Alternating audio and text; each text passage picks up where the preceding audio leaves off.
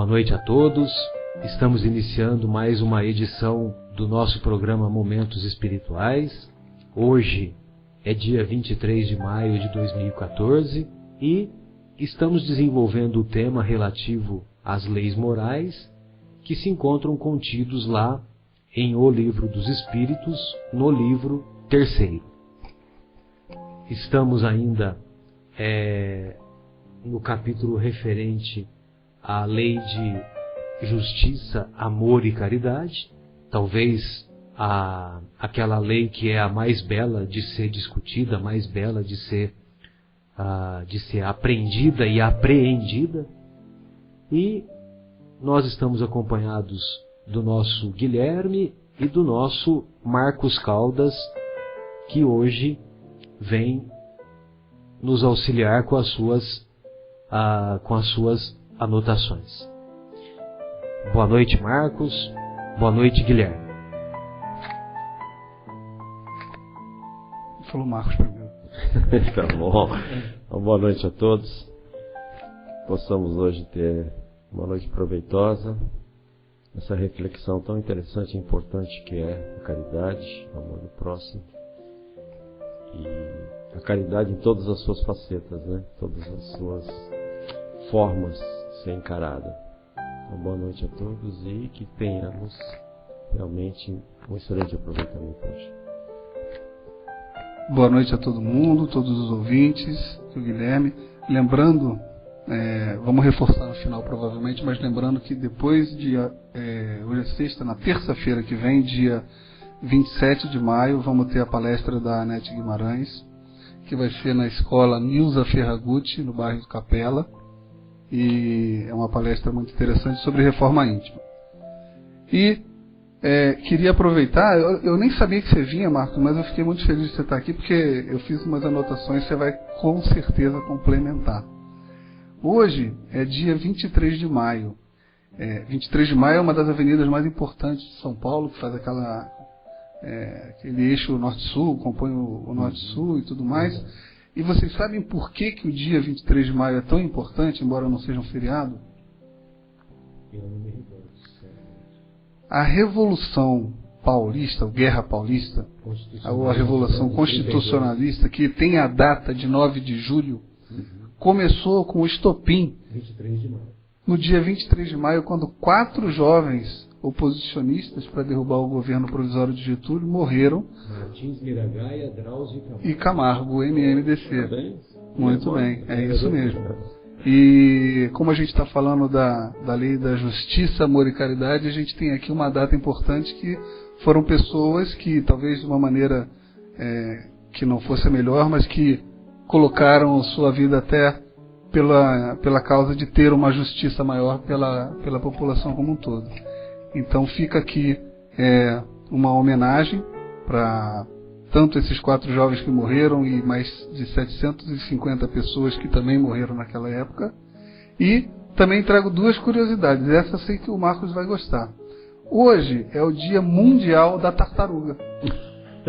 E coincidentemente, sem nenhuma brincadeira, é aniversário do Rubinho Barrichello. Boa noite. Que feliz coincidência. Poxa vida, essa última foi demais, hein, Guilherme? Mas uma dessas 750 pessoas que abandonaram o corpo nessa Revolução Constitucionalista de 32 foi meu tio, irmão do meu avô materno, chamado Francisco de Simone. E ele acabou caindo, né, numa emboscada lá, numa fazenda lá na região de Mojimirim, Mogi Guaçu, que as tropas federais cercaram as tropas paulistas e a sua vida acabou sendo ceifada. Mas, realmente, né, esses jovens, Martins Miragaia, Drauzio e Camargo, eles foram muito importantes para aquilo que o povo paulista estava lutando à época, porque 2 anos depois foi feita a Constituição de 34, que na época foi um avanço muito importante. Inclusive, é a primeira Constituição que permitiu que as nossas irmãs, as mulheres, tivessem o direito de votar. Sufrágio feminino. Exato. Então, infelizmente, 3 anos depois, o Getúlio utilizou-se daquele arbítrio e instituiu o Estado Novo, mas, de qualquer maneira, aquela base da Revolução, a base da Constituição de 34, ela foi mantida, inclusive com a liberdade aos cultos religiosos. O direito, livre direito que qualquer pessoa tinha de escolher e desenvolver o culto religioso, desde que você não provoque constrangimento a outra pessoa. Você podia ter livre acesso a qualquer religião. Até então, o espiritismo as reuniões espíritas, elas eram sigilosas, elas eram em ambientes fechados, não se tinha muita divulgação, porque a polícia poderia constranger ou acabar com aquela reunião das mais diferentes cidades. Muito bem. Momentos espirituais, então, como vocês podem ver, também é cultura. E para fechar, então, o assunto da Revolução Constitucionalista, vai aqui mais uma informação. Aquele obelisco que fica no Parque do Ibirapuera no final da 23, ele é justamente uma homenagem àqueles que desencarnaram quando daqueles confrontos. E o obelisco, olhado de frente, ele tem a forma de um trapézio. A base do trapézio no chão tem 9 metros, a base menor em cima tem 7 metros e tem uma cripta de 32 metros de largura que fica na base daquele monumento. Então quem olha de frente vê 3297, que é justamente 9 de julho de 1932, a data da Revolução propriamente dita. E na cripta está escrito o seguinte: viveram pouco para morrer bem, morreram jovens para viver sempre. Muito bonito. Muito bom, sem dúvida.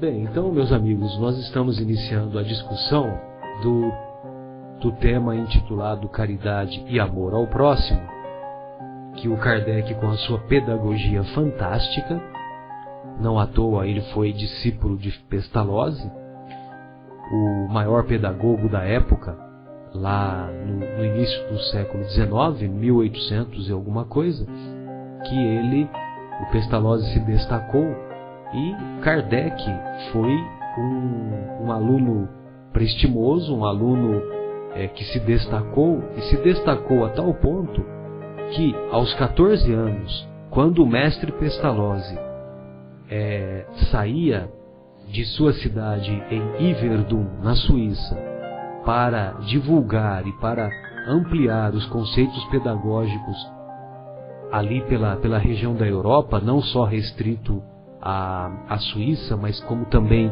à França, a própria Alemanha, a própria Áustria e os países vizinhos.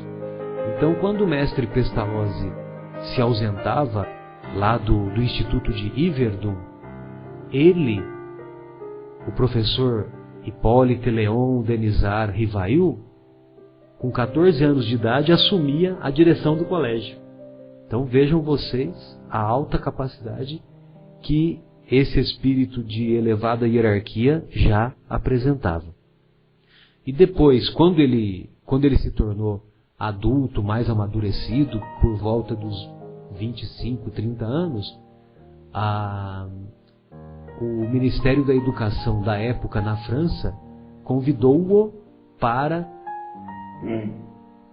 instituir um novo modelo pedagógico de ensino que foi a base da educação europeia desde então.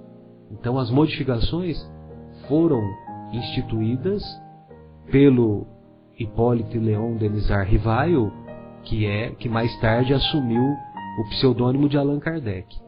E foi a base da educação europeia, que até hoje é tão decantada e tão admirada. Inclusive depois, os mesmos conceitos, evidentemente, foram transferidos para a América do Norte, sobretudo, né? Canadá, Estados Unidos, e também resvalando para a América do Sul, o restante da América, que acompanhou o modelo de Piaget. Embora neste momento eu não tenha como confirmar se Piaget veio antes ou depois de Pestalozzi, mas os conceitos são muito semelhantes.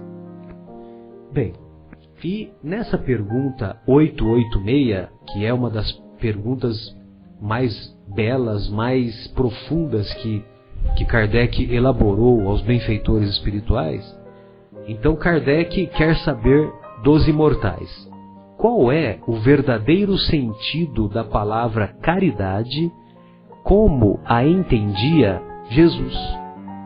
Então vejam vocês que Kardec queria saber o que Jesus, em sua época, entendia por caridade.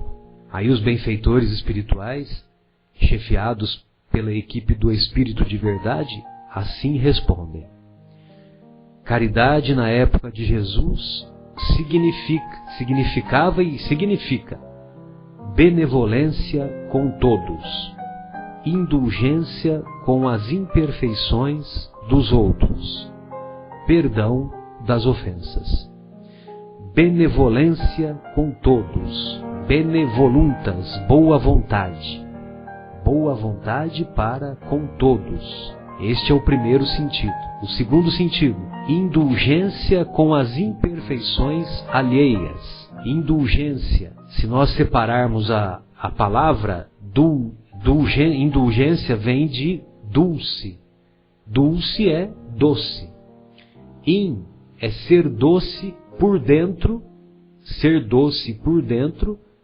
ou seja, ser doce no sentido real com as imperfeições dos outros, compreender as imperfeições dos outros, tolerá-las, e não como nós costumamos fazer, que é nós somos exigentes com o comportamento dos outros, mas somos indulgentes, somos tolerantes com as nossas imperfeições. E o que nós devemos fazer é justamente o contrário.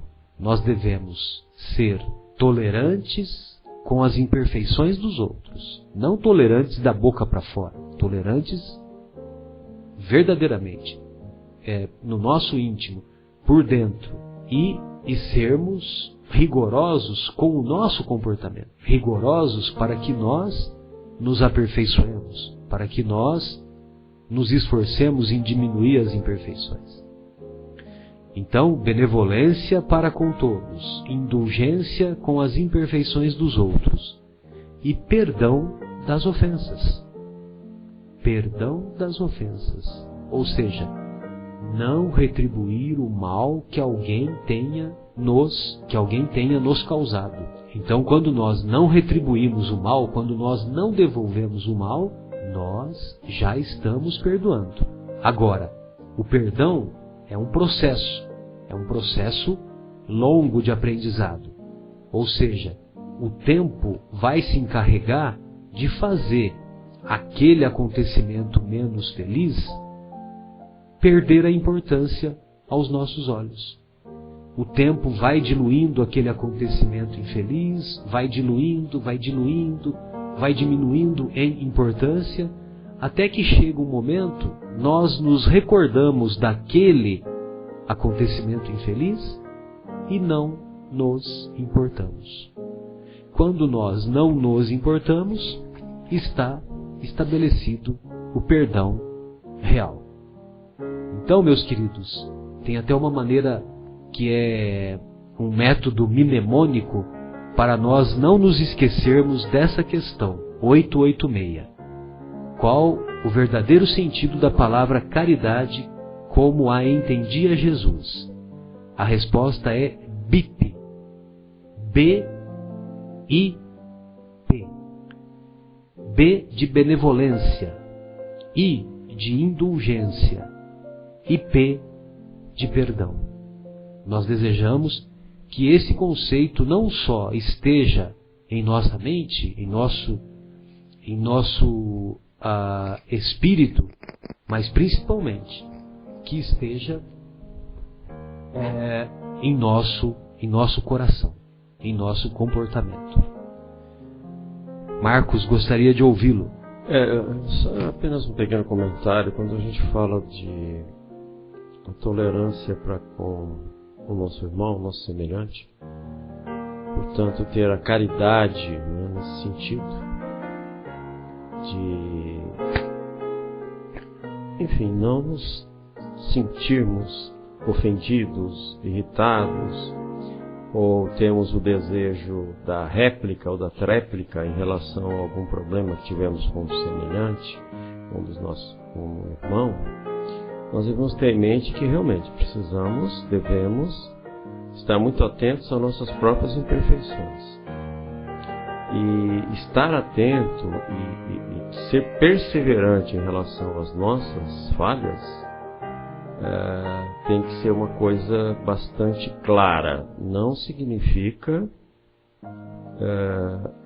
aquele sentimento de remorso que só nos faz mal. Não significa cairmos em depressão, não significa nos considerarmos os seres mais imperfeitos do mundo, etc. e tal. Significa ter autocrítica, o poder de observar as nossas imperfeições, não temer essa observação, não deixar de lutar contra essas imperfeições, mas termos a autocaridade também, ou seja, não ficar também nos autopunindo em relação a algum erro, mas sim tomar consciência desse erro, nos arrependermos desse erro e lutar para evitar a sua repetição, lutar para trilhar o caminho correto daí em diante em relação a esse problema, esse erro cometido. Em relação ao nosso irmão, ao invés de apontar sempre o dedo, procurar sim, sempre que possível, auxiliar esse irmão na correção desse erro, sem aquele azedume, aquela irritabilidade, aquele sentimento extremamente negativo que a gente sempre tem em relação ao erro alheio e normalmente evitamos em relação ao nosso próprio erro. E aí, só para a gente colocar um pouco de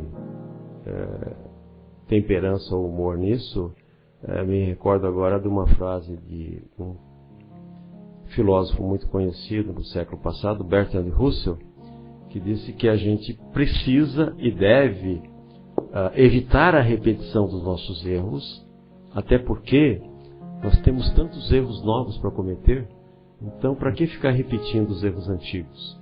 Essa é uma dura realidade da nossa vida, falado com um pouco de bom humor, mas por que repetir erros, né? Tem tantos erros novos para a gente cometer e que muito provavelmente cometeremos ao longo de nossas vidas. Então, só o fato de corrigir, ou de trabalhar na correção dos erros cometidos anteriormente e evitar a sua repetição, já é um passo na direção correta.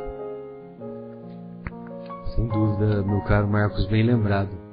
Como é que é o nome do autor? Bertrand? O filósofo é Bertrand Russell. Bertrand Russell. Ele recebeu até o Prêmio Nobel da Paz no ano passado. É uma figura assim, muito destacada. É um filósofo inglês. Perfeito.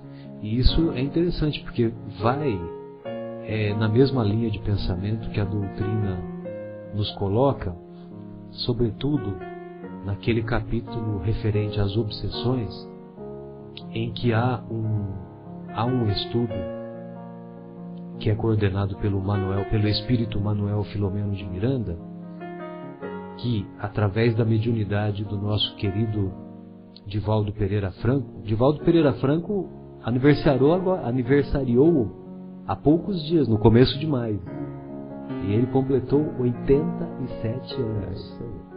Parece um menino, né? E então, através da mediunidade do Divaldo, o Manuel Filomeno de Miranda escreveu várias obras, Nas Fronteiras da Loucura, Tormentos da Obsessão, Loucura e Obsessão. ou melhor, desculpe, Sexo e Obsessão e tantos outros. E nessa obra, Nas Fronteiras da Loucura, logo na introdução da obra, o nosso querido Manuel Filomeno de Miranda, ele faz menção à ideia fixa. Ou seja, a ideia fixa, ela seria a causadora inicial dos processos obsessivos. E isso que você colocou, Marcos, do pensamento do Bertrand Russell, que é importante nós não repetirmos os mesmos erros, isso me remonta a esta observação do Manuel Filomeno, da ideia fixa. Porque não só aquilo que pensamos de maneira fixa, e lógico, pensamentos fixos negativos, esses pensamentos fixos, eles dão o início ao processo obsessivo, como também o comportamento, porque o comportamento nada mais é do que manifestação do nosso pensamento. Então vejam vocês a importância de nós nos resguardarmos contra o monoideísmo. O monoideísmo também é muito importante para nós evitarmos esses processos obsessivos. Nós vamos fazer uma pausa musical e retornamos em seguida com esse questionamento.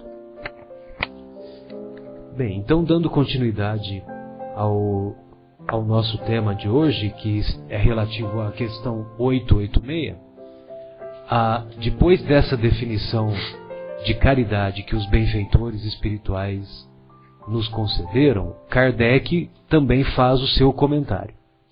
Então, ele faz a seguinte exposição: o amor e a caridade são o complemento da lei de justiça, porque amar ao próximo é fazer todo o bem que está ao nosso alcance e que gostaríamos que nos fosse feito. Esse é o sentido das palavras de Jesus: amai-vos uns aos outros como irmãos. A caridade para Jesus não se limita à esmola. Ela abrange todas as relações com nossos semelhantes, sejam inferiores, iguais ou superiores. Ensina a indulgência, porque temos necessidade dela, e não nos permite humilhar os outros, ao contrário do que muitas vezes se faz. Se uma pessoa rica nos procura, temos por ela 1000 atenções, 1000 amabilidades. Se é pobre, parece não haver necessidade de nos incomodar. Porém, quanto mais lastimável sua posição, mais se deve respeitar, sem nunca aumentar sua infelicidade pela humilhação. O homem verdadeiramente bom procura elevar o inferior aos seus próprios olhos, diminuindo a distância entre ambos. Então vejam vocês que muitas pessoas até hoje consideram que fazer caridade é dar esmola, fazer caridade é participar das atividades assistenciais, na sopa, no almoço para as pessoas que são mais necessitadas, na cesta básica, na colocação de refeições para os moradores de rua, na confecção de roupas para as famílias que têm menos recursos. todas essas atividades são atividades meritórias, são atividades importantes e que devem continuar a ser feitas. Elas devem continuar. Tanto é que o Kardec até coloca assim: a caridade para Jesus não se limita à esmola. Ou seja, não é que não devemos continuar fazendo essas atividades assistenciais aos nossos irmãos com menos recursos materiais. Devemos continuar, sim, com essas atividades assistenciais. Mas nós não podemos considerar que a caridade é apenas desenvolver essas atividades. A caridade é a colocação do amor em ação. É a colocação do amor tanto nos detalhes pequeninos do nosso cotidiano, quanto naqueles momentos mais importantes de uma discussão familiar, de uma discussão no meio profissional que estejamos exercendo. Então nós devemos estar atentos para colocar em prática o famoso BIP que nós dissemos agora, benevolência para com todos, indulgência com as imperfeições alheias e perdão das ofensas, em todas as situações. Porque trata-se de uma lei cósmica, e se é uma lei cósmica, é para ser praticada e respeitada em todos os momentos. E o Kardec faz uma outra colocação que é muito interessante, que quando nós, há alguns programas atrás, nós também fizemos essa menção, que quando nós estamos diante de uma pessoa que é mais bem dotada de recursos materiais, de recursos financeiros, nós a tratamos com 1000 atenções, 1000 amabilidades, né? Com deferência, como o Kardec coloca aqui. Agora, se é uma pessoa que tem menos recursos, aí a gente já não trata com a mesma deferência. E isso me faz lembrar aquela história do Jorge. Aquela história do Jorge que o Chico tratou durante anos com muito carinho, e era uma pessoa muito pobre, muito sem recursos, uma pessoa de pele escura e que tinha um mau hálito, tinha um mau cheiro, provavelmente deve ter tomado poucos banhos durante a vida, e essa mesma pessoa, ao desencarnar, o próprio Mestre Jesus foi resgatá-la. Então vejam vocês que parece que a impressão que dá, né, Marcos, Guilherme, companheiros, a impressão que dá é que Jesus, o seu amor é tamanho, é tão incomensurável, que eu tenho dificuldade de avaliar, né, esse amor, é tão incomensurável que a impressão que dá é que ele gosta, ou ele tem preferência de atender aqueles que se encontram na lama. Que se encontram na lama, não que o nosso querido Jorge se encontrasse na lama, mas se encontra na lama espiritual, na lama espiritual das imperfeições, na lama espiritual das dificuldades que temos para vivenciarmos efetivamente os seus ensinos estes que temos sido convidados há tantos séculos a praticá-lo. Marcos, gostaria de ouvi-lo. Guilherme, fique à vontade para em seguida prosseguirmos. Eu tenho uma colocação e uma pergunta. Uma coisa que chama bastante atenção, eu estava pesquisando, O nosso corpo tem aproximadamente 100 trilhões de células. E essas células, como nós bem sabemos, se renovam. Elas morrem e dão lugar a outras. E dependendo da área do corpo, dependendo do tipo da célula, leva um certo tempo.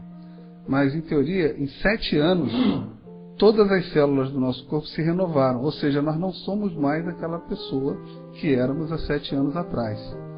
E, no entanto, nós amamos pessoas por tantos e tantos anos, né? Então é uma coisa que chama atenção e faz a gente refletir um pouco no o que é material e o que realmente tem dentro da gente que faz com que a gente mantenha esses sentimentos por outras pessoas, né? O corpo em si mesmo se renova. Então algo existe que mantém essa consciência e mantém esses sentimentos que nós temos. Mas a pergunta que eu gostaria de fazer, eu realmente não sei a resposta, tenho uma sensação de qual deva ser, mas assim, o homem, quando sofre injustiça, ele deve sofrê-la ou fugir dessa injustiça, de algum modo evitar essa injustiça? Bom, Guilherme, eu não tenho a pretensão de fazer nenhuma filosofia, mesmo porque eu não tenho conhecimentos para tanto. Mas o que eu me lembro é que daquele pensamento de Sócrates. Você se recorda que Sócrates, a base do seu ensino era a mesma base dos ensinos do mestre. Não à toa ele é considerado dentro da doutrina espírita como um dos precursores do pensamento que foi trazido através do evangelho do mestre. Assim como Buda foi um precursor, assim como Krishna, assim como Pitágoras e tantos outros. Mas Sócrates, a esse respeito, deixou um pensamento que para mim é de uma profundidade muito bela, que ele diz que é melhor sofrer uma injustiça do que praticá-la. Então, logicamente que a colocação que você faz, ela é direcionada para se você pode fugir daquela injustiça que você está recebendo. O meu pensamento nessa questão é que, diante dos desafios que a vida nos propõe, e a injustiça nós podemos considerar que é um desafio, diante desses desafios que a vida nos propõe, eu acho que nós devemos encarar esses desafios. Devemos enfrentá-los com coragem, com fé, com amor, com resignação. Muitas pessoas, e eu tenho o privilégio, eu posso dizer, de tratar muitas pessoas com um diagnóstico de câncer de mama, de câncer ginecológico. E quando você vai dar o diagnóstico, revelar o diagnóstico para a paciente fez a biópsia e ela vem trazer o resultado daquela biópsia. Então, muitas vezes, aquela paciente, ela considera no seu íntimo que se o resultado der câncer, é uma injustiça que ela está sofrendo. Lá no seu íntimo, ela considera que é uma injustiça, que ela não merecia isso. E, evidentemente, que nós não somos juízes e nós não temos condições de falar para aquela paciente se ela merece ou se ela não merece. Principalmente nós que temos a visão reencarnatória, e muitas pacientes, você sabe, muitas pacientes não têm esse pensamento da reencarnação. Lógico que nós procuramos não comentar nada nesse sentido. E particularmente nem acredito que toda paciente que tem o diagnóstico de câncer é porque ela cometeu algo no passado.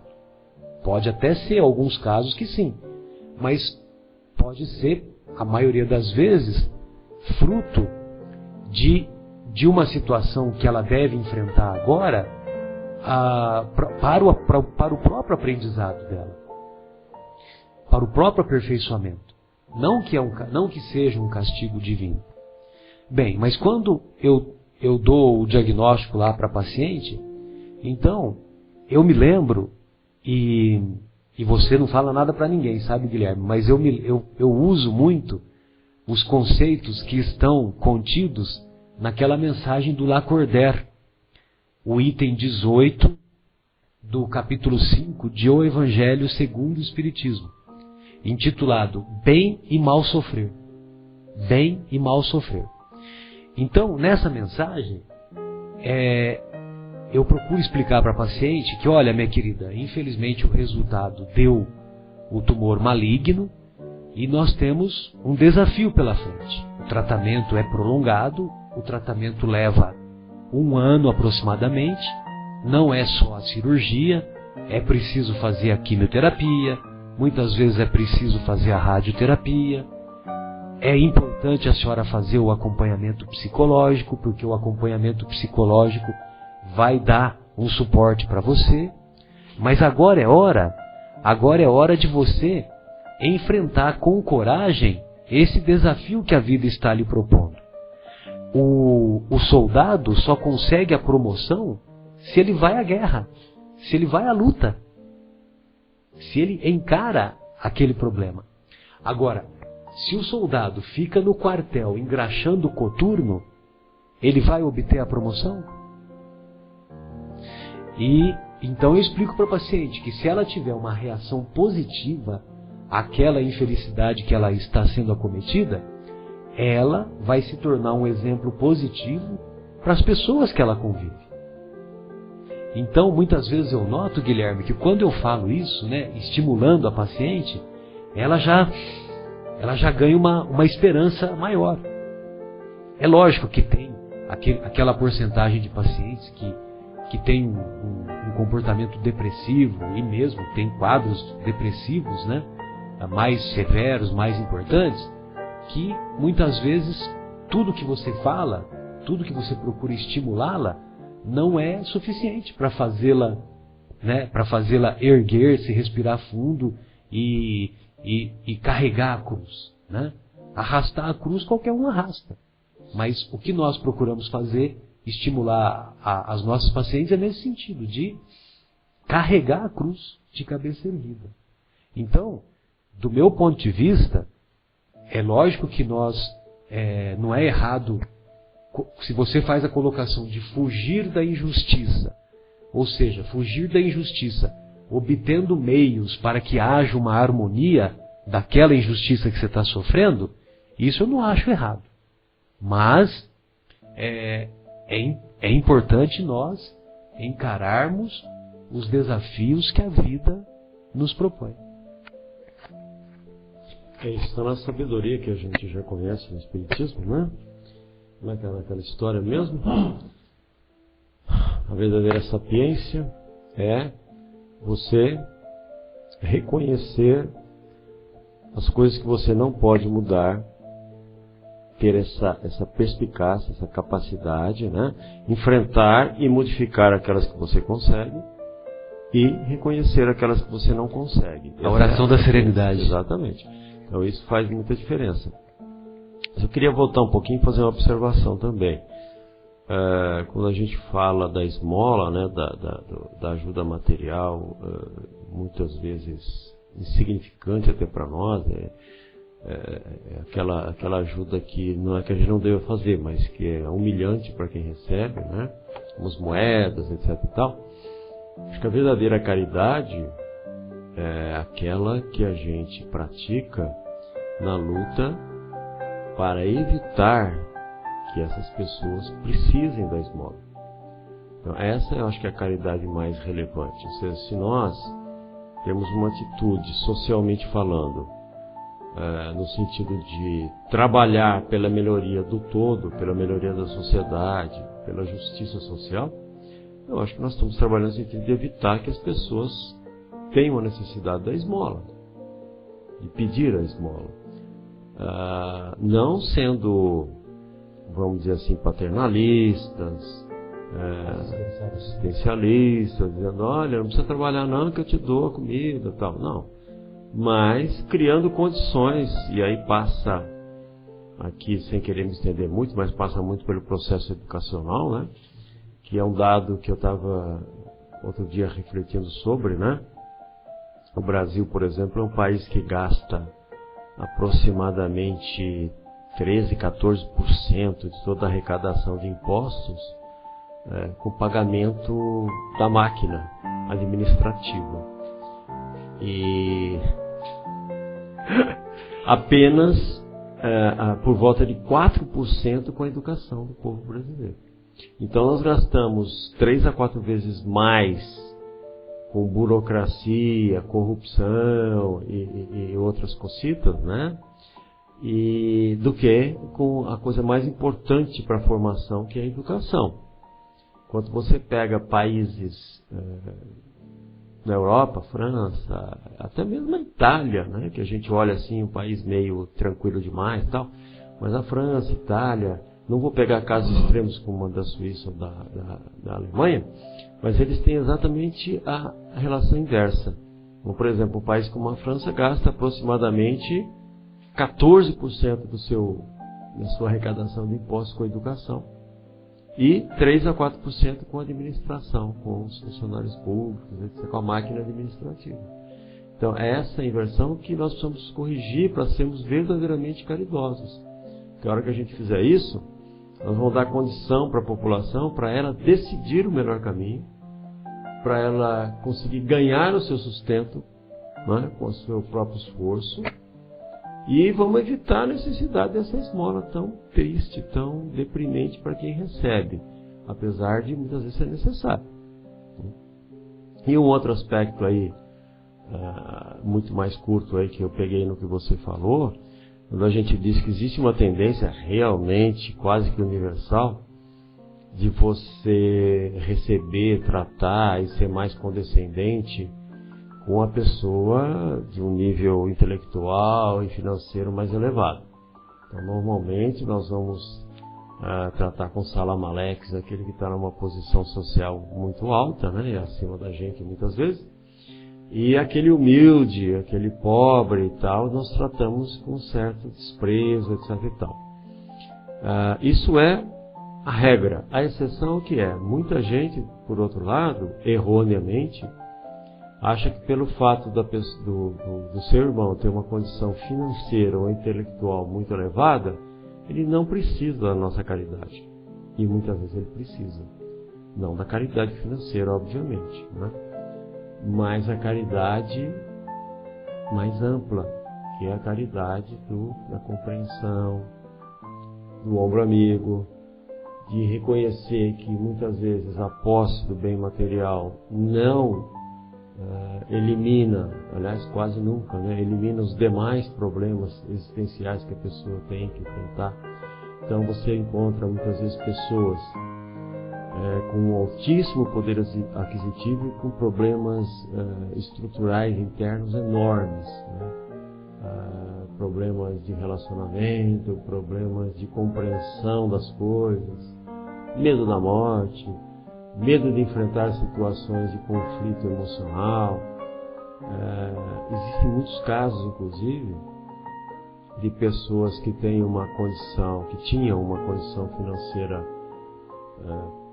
baixa, né, de pouca disponibilidade financeira, de repentinamente ascendem do ponto de vista financeiro, ou porque ganharam no jogo, numa loteria, ou porque acabaram montando um negócio que explodiu, etc. e tal, acabam adquirindo uma condição financeira muito elevada e passam de uma situação de uma vida espiritualmente mais calma, de uma felicidade doméstica, de uma harmonia doméstica, para uma situação totalmente oposta, de infelicidade, frustração, preocupação, porque aí tem que administrar aquela fortuna e aí começa a focar aquilo de uma maneira errônea e acabam passando de uma vida relativamente feliz para uma vida desgraçadamente infeliz. Então, nós temos que olhar isso também, apesar de ser a minoria, né? A maior parte é aquilo que o Marcelo falou, você acaba menosprezando, ou se não menosprezando, pelo menos não tratando com tanta fidedignidade as pessoas mais pobres. Mas também existe o lado oposto, que a gente tem que prestar atenção. E você estava falando um negócio, Marcos, que quando a gente ouve que fora da caridade não há salvação, e a gente fica, eu vou falar por mim, se sentindo muito pouco caridoso e querendo ser salvo, você fica, tá, mas... E aí você começa a falar, então eu vou fazer sopa da madrugada, eu vou pegar dinheiro para doar. E às vezes a coisa não é tão ampla como isso, né? Então, por exemplo, a gente dá dinheiro, realmente é uma coisa boa, mas dar o que a gente tem é uma coisa muito fácil. É melhor do que não fazer nada. Mas dar o que não tem é o que é mais difícil, né? Mas independente de recursos materiais, eu acho que a gente tem a oportunidade todo dia, se a gente fizer um apanhado do dia, no fim do dia, a gente vê que todo dia a gente tem a oportunidade de ter feito caridade com alguém. Então, um exemplo bobo, né? Você está discutindo com alguém algum assunto, você tem razão naquele assunto. Você sabe que você tem razão. Mas a pessoa está totalmente transtornada emocionalmente. Você não vai perder absolutamente nada se você deixar isso para lá, ainda que você saiba que tem razão. Então, talvez seja melhor a gente se calar, estamos sendo caridosos com aquela pessoa, para que ela não escalhe aquele torpor emocional no qual ela se encontra, e você se cala e pronto, daquilo ali é uma caridade que você fez. Então, às vezes a gente fica achando que, eu tenho que fazer caridade, então tem que ser um negócio magnânimo. Não. Todo dia, a toda hora a gente tem a chance de fazer uma caridade com alguém. E a gente às vezes não percebe isso. E a gente tem essa chance de fazer com essas pessoas que são da nossa família, né? Que estão no nosso dia a dia. São as pessoas que a gente mais ama e que geralmente são as pessoas que a gente mais magoa e mais machuca, e que somos mais orgulhosos de não querer ser caridosos ou não querer reconhecer que nós temos alguma coisa a contribuir. Só complementando, eu tenho um exemplo, não vou falar nomes aqui porque ninguém conhece, mas de um amigo, na verdade é mais amigo do meu irmão do que meu, mas a gente se encontra, né? Porque tem ocasiões que você se encontra. E eu sempre tive o hábito de discutir muito, eu gosto muito de discutir, sem agressividade, claro, né? Mas e um defeito de querer provar o ponto, né? Que é uma coisa que eu estou lutando muito para corrigir de uns tempos para cá. Mas assim, uma vez eu me vi discutindo com essa pessoa, em um ambiente que tinha diversas pessoas, né? E ele colocou uma posição extremamente emocional e absolutamente sem senso nenhum, totalmente incorreta do ponto de vista da lógica, né? E aí eu, sei lá, gastei meia hora ali dizendo, não, olha, o que você não faz, o que você está dizendo não faz sentido por isso, você está defendendo um ponto indefensável, etc e tal, blá blá blá. Depois que terminou aquilo, eu até me arrependi um pouco, falei, olha, não é só você, todo mundo tem um pouco essa tendência, tá? Dei aquela amenizada, porque eu acho que às vezes você está muito... Você foi rigoroso. Racional demais, né? Bom, aí terminando, o meu irmão que conhece mais a pessoa, depois que eles foram embora, etc., ele falou, mas você não deve levar em consideração, porque para essa pessoa isso é uma coisa extremamente emocional, ele não tem racionalidade nenhuma em torno desse assunto. É o coração que fala. Então, se você disser, mas você está me dizendo que 3 e 3 dá 4, mas dá 6. Não adianta você falar que dá 6. Para ele é 4, por uma questão emocional, uma questão de... Sabe, está falando uma coisa errada, que todo mundo ali está vendo que está incorreto, mas está lá dentro dele, ele não consegue sair daquele diapasão. Então, qual é o comportamento aí? Já nos encontramos mais uma dúzia de vezes depois disso.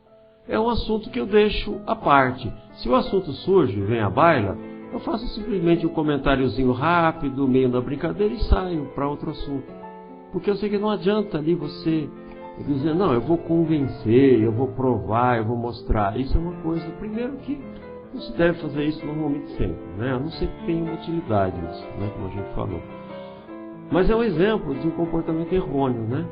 Quer dizer, para que você vai provar um ponto quando você percebe que a pessoa está emocionalmente ancorada num raciocínio emocional e incorreto. Não adianta ser racional nessa hora. Não tem amadurecimento psicológico. Não adianta insistir.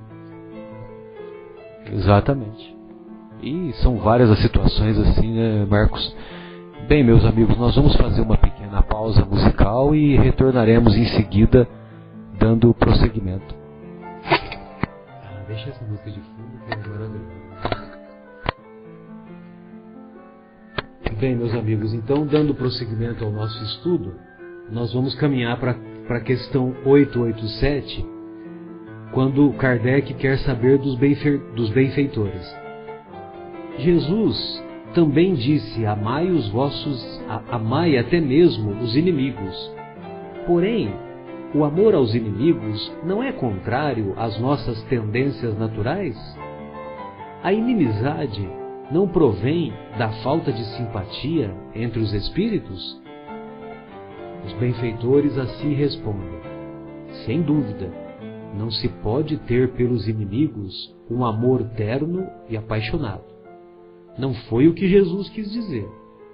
Amar aos inimigos é perdoar e pagar o mal com o bem.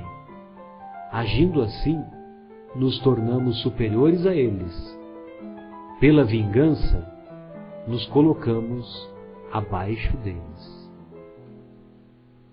Sensacional. Os benfeitores espirituais são de uma riqueza espiritual, uma riqueza de profundidade de conceitos, que deixa de maneira mastigada, né? Porque imagine vocês, na época, Jesus vem com esse conceito.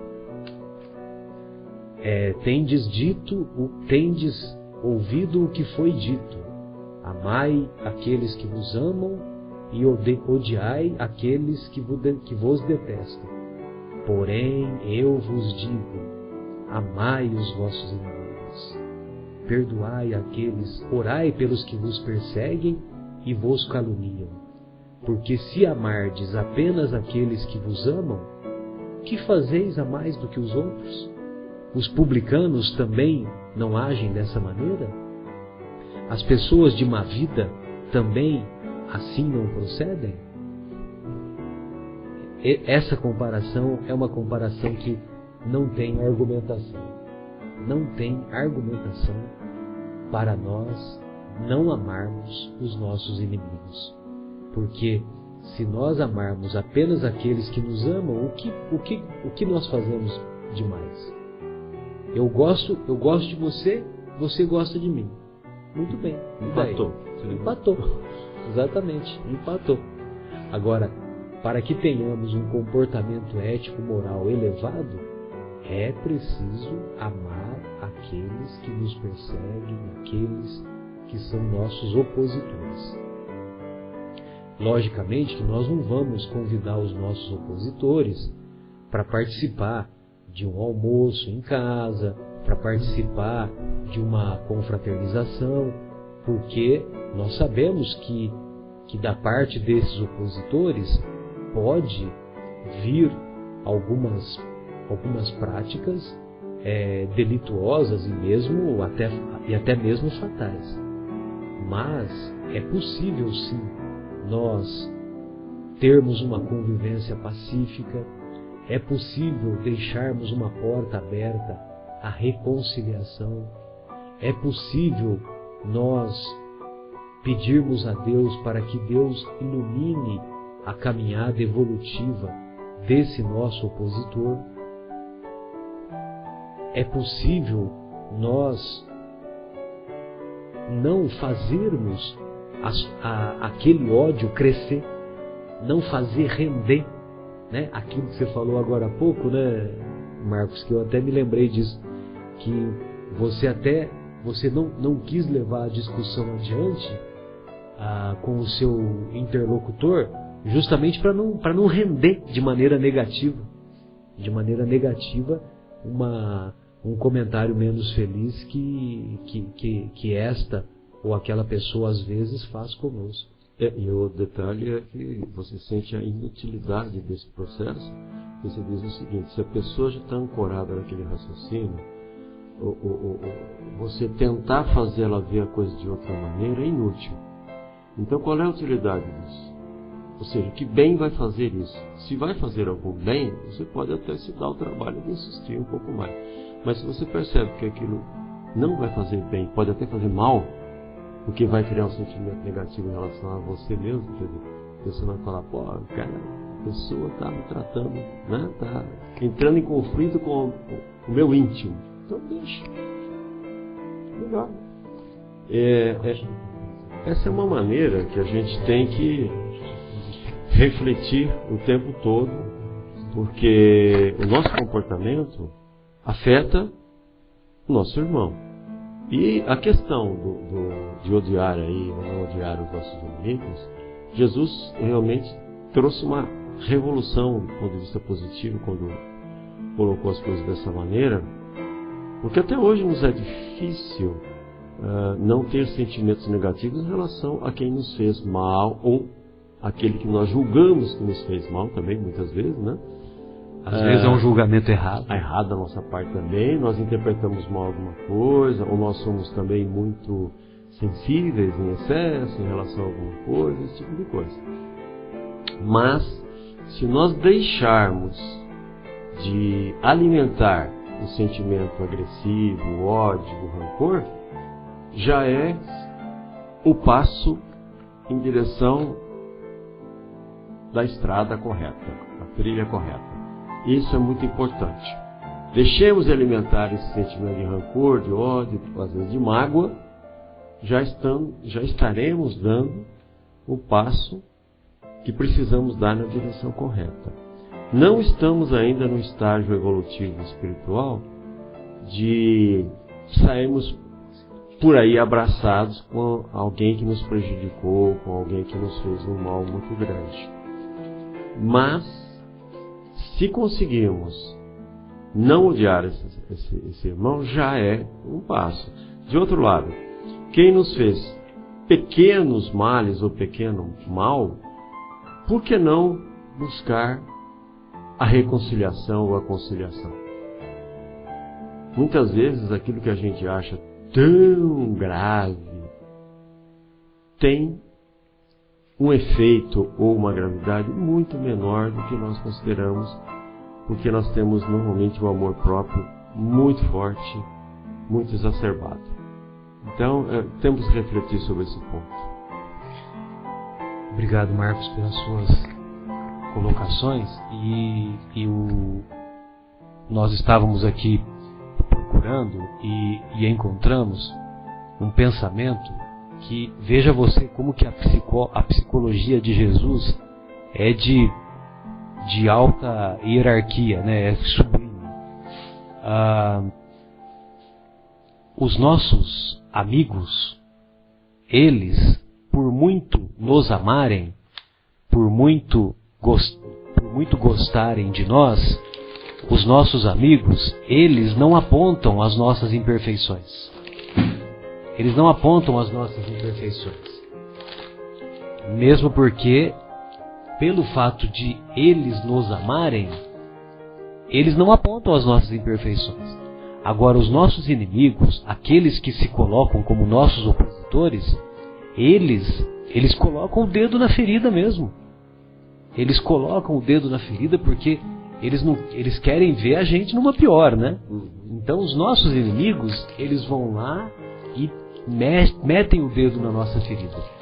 E olha, veja você como que é importante essa psicologia que o mestre fala, porque se nós fizermos uma avaliação do nosso comportamento no relacionamento com os nossos opositores, nós vamos observar que essas atitudes que eles têm conosco, elas vão ser portadoras de ensinamentos muito preciosos para que nós avancemos nesse comportamento.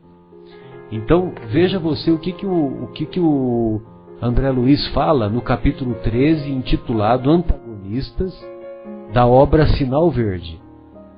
Então, essa obra Sinal Verde, eu só vou fazer uma pequena observação. Essa obra Sinal Verde, a impressão que a gente tem é que os benfeitores espirituais, os psicólogos do mundo espiritual, eles fizeram uma várias anotações, várias avaliações do comportamento do ser humano nas mais diferentes situações, e eles fizeram esse resumo, que é um resumo assim belíssimo, que muito nos auxilia. Então ele fala assim: o adversário em quem você julga encontrar um modelo de perversidade talvez seja apenas um doente necessitado de compreensão. Reconheçamos o fato de que, muitas vezes, a pessoa se nos torna indigna simplesmente por não nos adotar os pontos de vista. Então, muitas vezes nós não angariamos simpatia com esta ou com aquela pessoa, só porque esta ou aquela pessoa pensa diferente de nós. Vê se tem cabimento isso. Muitas vezes, né, experiência própria, e vejo acontecer com muitas pessoas, às vezes você fala assim: poxa, eu não vou muito com a cara daquela pessoa. Tem toda uma explicação que a gente pode entrar um pouco mais profundamente, mas falando de psicologia, normalmente você não gosta daquela pessoa porque ela realmente faz uma coisa que você odeia em você mesmo, né? Então, se você é uma pessoa que gosta de chamar atenção, a coisa que você menos gosta é ter alguém que chame mais atenção do que você. Então, a pessoa que está chamando atenção naquele momento te irrita porque você gosta de chamar atenção. Então, são coisas que a gente, quando começa a perceber as relações humanas, a gente tem o presente de poder se analisar, ver os nossos próprios defeitos para trabalhar neles, e não apontar isso nos outros, mas na gente mesmo, né? Exatamente, bem lembrado, Guilherme. Ao ditado popular: dois bicudos não se beijam. Por quê? Porque se você tem a mesma característica negativa do outro, você não aceita o do outro. É complicado. Sem dúvida. Olha só o que ele diz: nunca despreze o opositor, por mais ínfimo que pareça.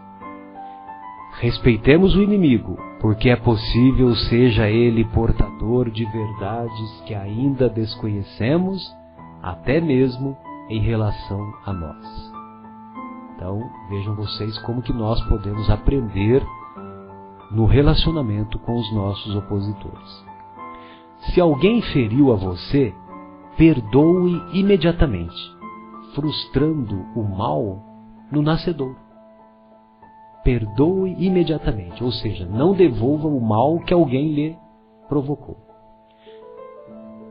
A crítica dos outros só poderá trazer-lhe prejuízo se você consentir. A melhor maneira de aprender a desculpar os erros alheios é reconhecer que também somos humanos, capazes de errar talvez ainda mais desastradamente que os outros. Então, muitas vezes nós consideramos que os outros fizeram uma burrada, só que nós nos esquecemos que se nós estivéssemos no lugar daquele nosso amigo, nós provavelmente cometeríamos até mais desastradamente os erros. O adversário, antes de tudo, deve ser entendido por irmão que se caracteriza por opiniões diferentes das nossas. Deixe os outros viverem a sua própria vida, e eles deixarão você viver a existência de sua própria escolha. Quanto mais avança a ciência médica, mais compreende que o ódio, em forma de vingança, em forma de condenação, ressentimento, inveja ou hostilidade, está na raiz de numerosas doenças, e que o único remédio eficaz contra semelhantes calamidades da alma é o específico do perdão no veículo do amor. Então, meus queridos, amar os inimigos não é apenas uma bela frase de Jesus, uma bela filosofia, mas é um convite para que nós exercitemos o amor que não espera recompensa, exercitemos o perdão, exercitemos a tolerância, exercitemos a indulgência. Então, nós vamos fazer as nossas despedidas, agradecendo a compreensão, o carinho de todos aqueles que nos prestigiam e que desejamos que o estudo de hoje tenha sido útil para nós fazermos essas reflexões, sobretudo do que realmente é caridade e do que devemos entender por amar os nossos inimigos, os nossos opositores. Marcos, Guilherme, fiquem à vontade em suas considerações. Vamos tentar, a partir dessa reflexão, trazer a caridade para o nosso dia a dia. É uma coisa que o Guilherme comentou, por que não observar isso nas pequenas ações, nos pequenos pensamentos do nosso dia a dia. Às vezes você está numa situação corriqueira, banal, e você acaba desrespeitando alguém ou deixando de auxiliar em algum momento, deixando de compreender uma atitude.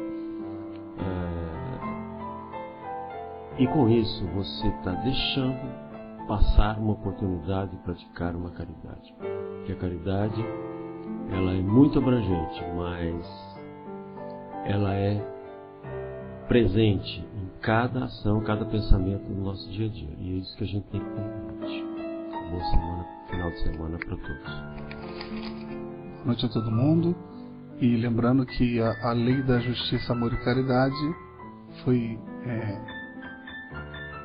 agregada justamente porque a justiça sem amor e sem caridade ficaria fria, ficaria uma coisa muito dura talvez e correndo risco de algumas injustiças. Então, amor e caridade é um tempero essencial para que a justiça seja perfeita. Boa noite.